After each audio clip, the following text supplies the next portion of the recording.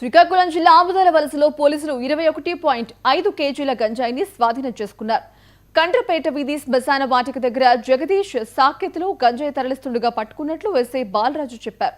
బరంపురం జిల్లా కల్లికోట్ ప్రాంతంలో నీలాచల్ పట్నాయక్ నుంచి గంజాయిని కొనుగోలు చేసినట్లు విచారణలో తేలింది. గంజాయిని విక్రయించిన నీలాచల్ పట్నాయక్ కూడా అదుపులోకి తీసుకుని ఆముదాల వలస కోర్టులో ప్రవేశపెడతామని సిఐ సత్యనారాయణ చెప్పారు.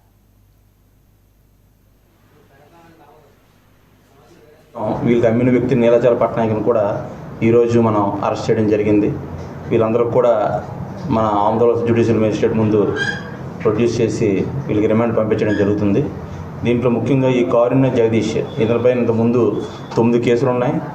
గంజాయి కేసు కూడా 2024లో ఈయనపైన కట్టడం జరిగింది.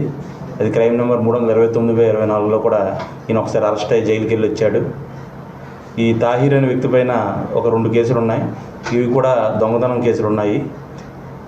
అదేవిధంగా ఈ జోనల్ చెప్పిన వ్యక్తి మీద కూడా ఒక 3 కేసులు ఉన్నాయి. ఆయన కూడా ఈ దొంగతనం కేసుల్లో ఒకసారి 3 సార్లు ఈయన మైనర్ కాబట్టి అబ్జర్వేషన్ హోమ్కి వెళ్ళి రావడం జరిగింది. ఈ కారుణ్య జగదీష్ మీద ఆల్రెడీ మన ఆంధ్ర పోలీస్ స్టేషన్లో హిస్టరీ షీట్ అనేది నడుస్తుంది. ఈయన మళ్ళీ రిపీటెడ్గా చేస్తున్నాడు కాబట్టి ఇలాంటి వారిపైన మన రాష్ట్ర ప్రభుత్వం, మన గౌరవనీయులు, మన శ్రీకాకుళం ఎస్పీ గారి యొక్క ఆదేశాల మేరకు చాలా కఠినంగా వ్యవహరించడం జరుగుతుంది. వీళ్ళందరికీ కూడా వీళ్ళపైన కఠిన చర్యలు తీసుకొని వీళ్ళు ఇలా ఫర్దర్గా ఇలాంటి అఫెన్సులు మళ్ళీ రిపీట్గా చేయకుండా ఉండడానికి చట్టపరంగా